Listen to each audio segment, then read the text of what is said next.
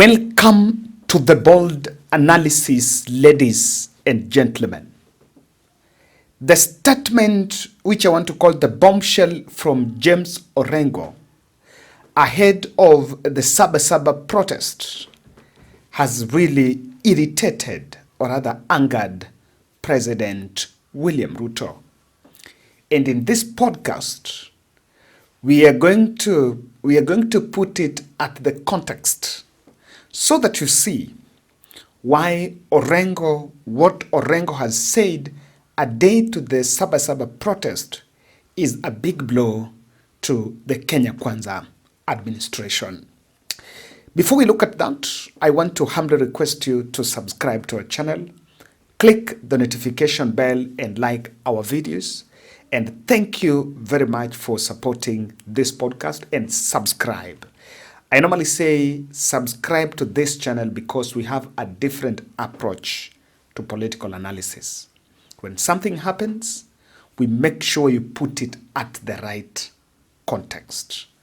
And I can tell you that things are a bit different. I want us to analyze this Orengo speech first. Why? The last time an ODM leader made a statement against William Ruto, calls were made and it was deleted after 10 minutes. And that was Wanga. So let's look at what Orengo said, and we are paying attention. This is just 13 minutes ago. We are paying attention as to whether Pia ataambiwa delete. This is what Orengo have said. The dream of Sabasaba was enshrined in Katiba 2010. Before the ink dried, it was turned on its head, and every pillar of it weakened. Everything has not been spared, including now separation of church and state. So the struggle must continue. Wakenya, Sabasaba, Gen Z, on and on. Let me tell you, the president is normally very irritated by the leaders who are cheering the Gen Z. Because one thing he doesn't want is for us to get to an election with a voting constituency known as Gen Z. Remember, politicians understand how people vote along the tribal lines. And when they're sitting down to organize their ethnic blocks, you can see how they look at the register and start saying, we have X number of tribe Y, we have this number of tribe X, we have this number of tribe W. So on Gen Z, no one has a template on how that group are going to vote, or the level of influence that the Gen Z as a movement is going to influence when they get to the ballot. And career politicians, would rather stick with the traditional ethnic blocks that they can easily predict and they know how to suppress so that they get their way with it. Orengo post is terrifying for the president for some reasons that I would want to show you here.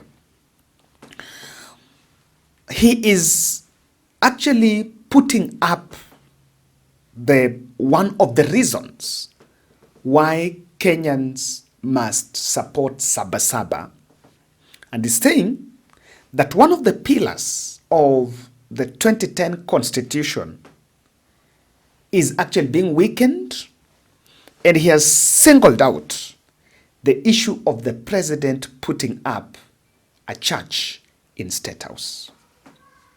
In my next video, make sure you subscribe. I'm going to look at that yet again, looking at the Embu event. So keep it here. I have an analysis about that. But Orengo has brought it forth and is taking the president head on. Remember, if you check both Kenya Kwanza and the broad-based axis, the BBG axis, they've not put up their minds on their opinion on this. And Orengo is giving the president his peace of mind. The second issue why Orengo's clip, Orengo's bombshell here is a big blow to the president is the president has been projecting, casting the Sabasaba movement as a fujo na vurugu. And this is his language, or rather this was his opinion when the president was talking in Embu. Na tuombee taifa letu ili pepo mbaya ambayo inasababisha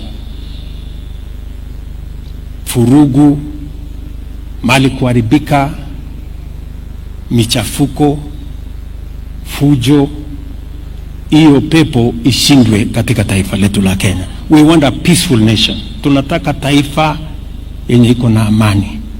Ndio tufanye maendeleo, tubadilishe taifa letu la Kenya. Asanteni sana kwa kunikaribisha hapa Embu. According to him, the protest, what Kenyans are calling Sabasaba, ni fujo, ni spirit ya fujo na vurugu. And he's been trying to portray that Gen Z movement, or rather the Sabasaba, as an illegal activity. So there is me here, but I need to tell you something. I come from Siaya. Orengo is my governor. And you should know that Orengo and his Senator Odour do not meet eye on several factors, despite of the optics sometimes when they attend events. And recently, when there is this nuclear project that was supposed to be established in Kilifi, and after public participation was done in Kilifi residents rejected it. And quickly the government moved it to Siaya. And then there was a nuclear summit conference that was held somewhere in Jaramogi Oginga Odinga. And I was wondering why so fast, what was rejected in Kilifi, the BBG team are rushing it to Siaya. I don't know if it had a danger in Kilifi, does it have the same danger in Siaya? But because I don't have the full view, I don't want to really believe about that. But I'm just giving you just an anecdote about what is it.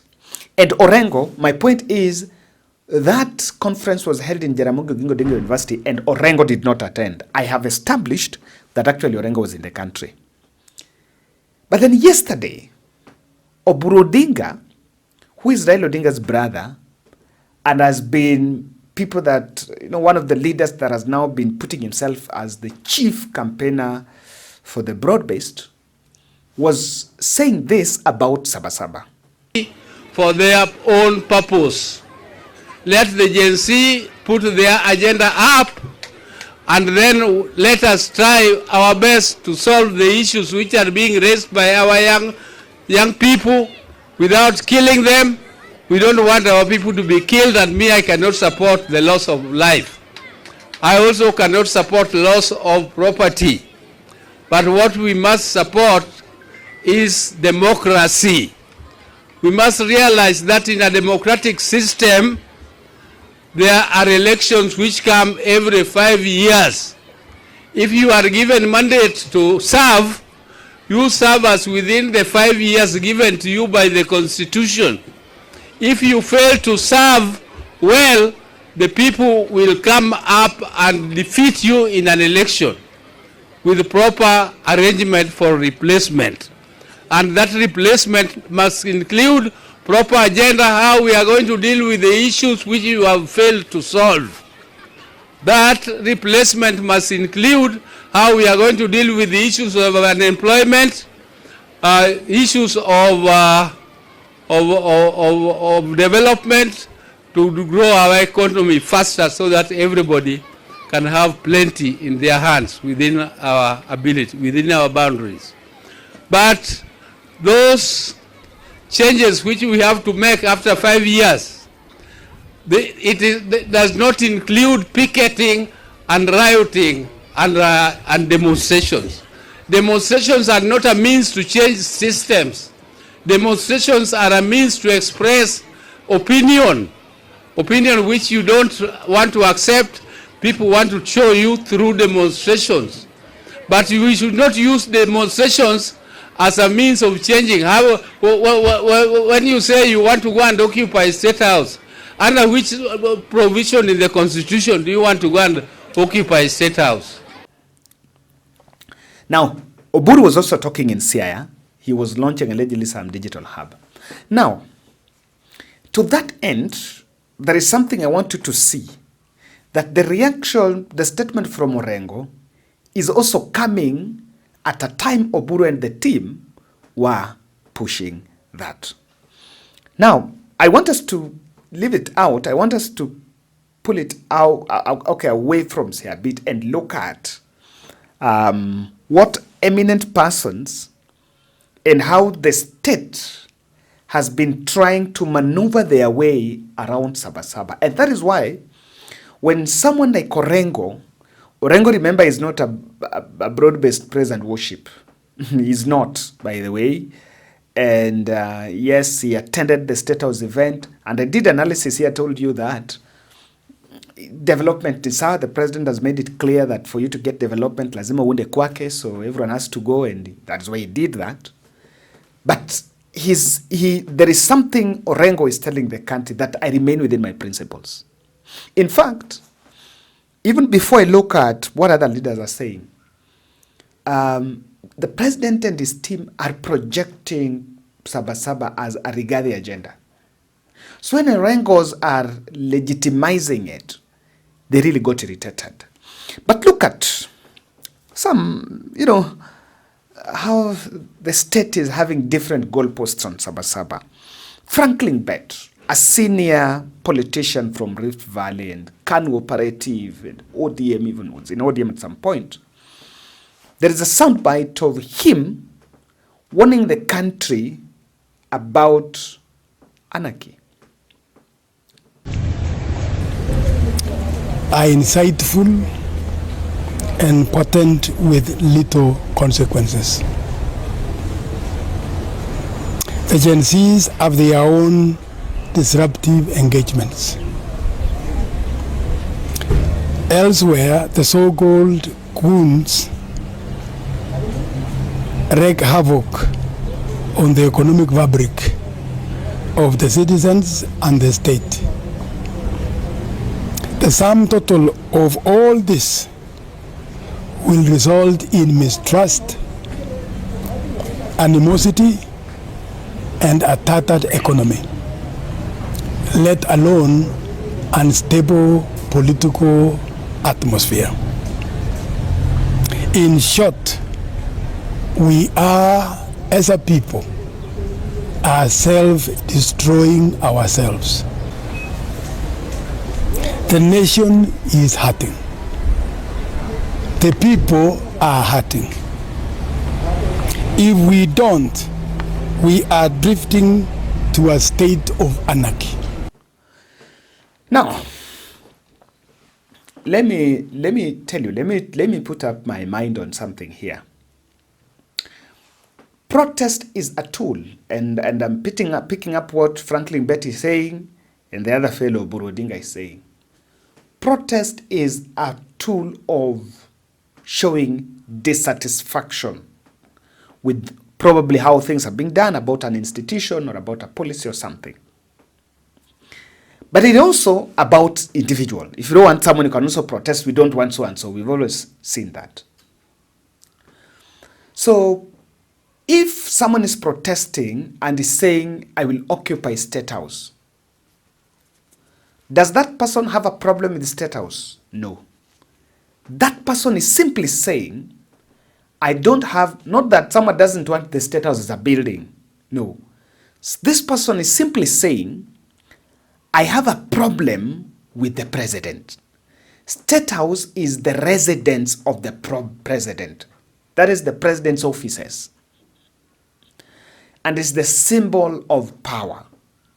This person is simply saying that I have a problem with the president. Then there comes the other question. if you breach and go to State House, then there is a possibility of you being shot, which probably that person knows. It is a possibility that you want to remove that president from power. Then someone says, you can only remove president from power through the ballot which is coming in 2027. Now, one thing you need to understand here is this. This person is saying, this person knows 2027 is here, he can remove you there. This person also knows that if I go to State House, I also want to eject you from power. The long and short of it is that this person is uncomfortable with your term and what you're doing. Instead of dismissing this person, probably you need just to have a lesson, and you need just to find a way you can talk to this person and understand. As that is going on, Stephen Sang, Nandi governor, on the other end was actually blaming Uhuru Kenyatta. Mimi nikishaondoka katika kiti ya governor, itakuwa aibu na itakuwa kukosa heshima kama mimi nitarudi na kuja kuchokora yule ambaye amechukua nafasi baada ya mimi. Uongozi na uungwane ni kwamba wewe ukishamaliza kazi yako, wewe unasonga sehemu nyingine, mwingine amepata nafasi, unamuombea na unampatia mate na unamwambia ng'ang'ana na kumuombea, ili inchi ikue inchi ya kistaarabu. Hii challenge tuko nayo Kenya hii ni kwa sababu hapa Kenya saa hii tuko na former president mmoja ambaye bado anaishi. Huyo ni Uhuru Kenyatta. Ukienda hapa Tanzania wako na former president mmoja anaitwa Jakaya Mrisho Kikwete. Yeye ni mzee. Maneno ikiharibika Tanzania, huyo mzee Mrisho Kikwete anatafutwa, anakuja kuongelesha nchi, kama kuna challenges anasaidia rais ambaye yuko katika nchi. Na ndio mnasikia watu wanapiga kelele, oh Ruto, oh Ruto. You see, and that is how the state lost the information war. That is how they lost it. I saw another group from Multimedia University student, a section of student leadership. When I listen to their language and the way they speak and the background, I can understand that is Luo-dominated group. I don't know whether that is a president, or someone can tell us whether that is the president or just someone from the institution, just another leader, who was issuing a statement about them not going or trying to discourage people from going to attend Sabasaba. Going to sit back and throw back our nation to the dogs. Comrades, power. It's high time that we must rise and be called to every table in this nation and make sure that we set this nation to the right direction. Comrades, power. Lastly, as it's clearly stated, the demands and the proper intention of the Gen Z strike was to ensure that the nation is properly governed. Comrades, power. However, this good notion has been orchestrated by some politicians and turned it into political tantrum and want to make sure that they run away with an opportunity that they see to gain fame. Comrades, power. We're not going to allow that, and we're not going to see our women, our boys, and our youths go down because of someone's personal interest. Comrades, power. We therefore call upon all comrades that we can never mislead you. We can never go wrong. Years for the last time. This is the last call we are calling upon all the youth in this nation. That stay at home, stay vigilant, know what is okay. A good dancer knows when to leave the stage. It's high time that we must call for structured dialogue, structured way of organizing ourselves, and ways of petitioning ourselves to the entire nation that our demands must be heard, but in a proper way. Comrades, power.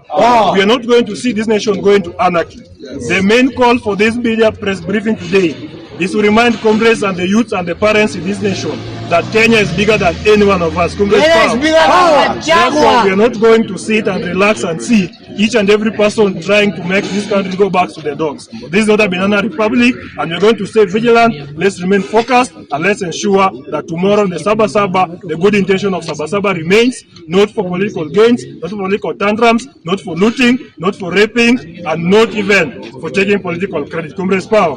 We therefore remain vigilant. Let's remain at home. Let's do useful things.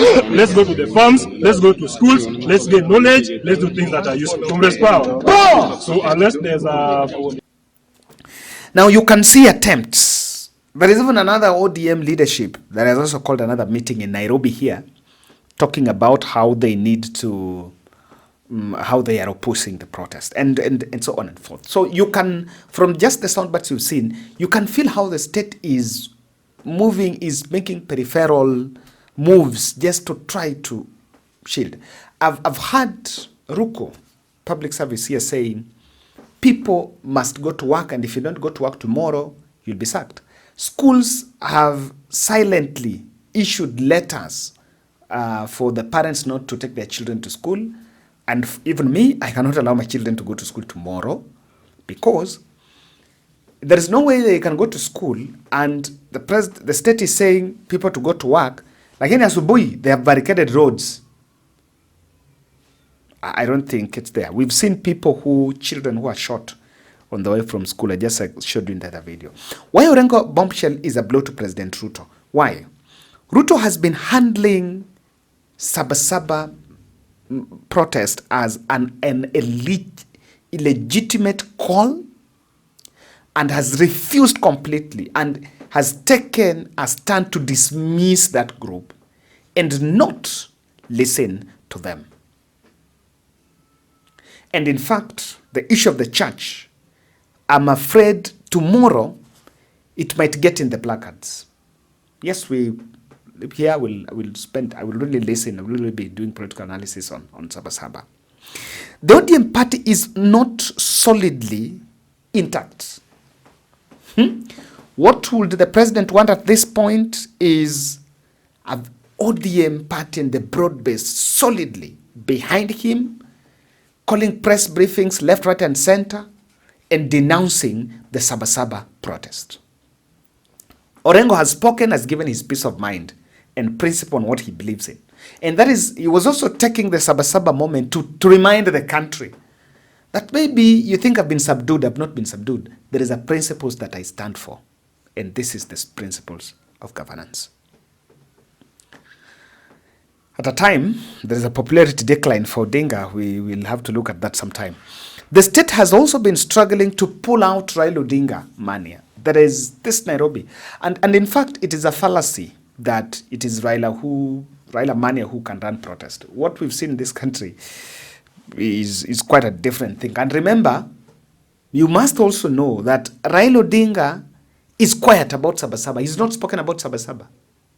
The last time he spoke about people be allowed to protest. But on Sabasaba, which himself and Orengo were really part of it from the 1990s in the benches, all the way to even the formative years of their politics, they have been pro-Sabasaba. So it will also be interesting to see Odinga making a Damascus U-turn and opposing Sabasaba. But Orengo has put it straight as it is. Thank you.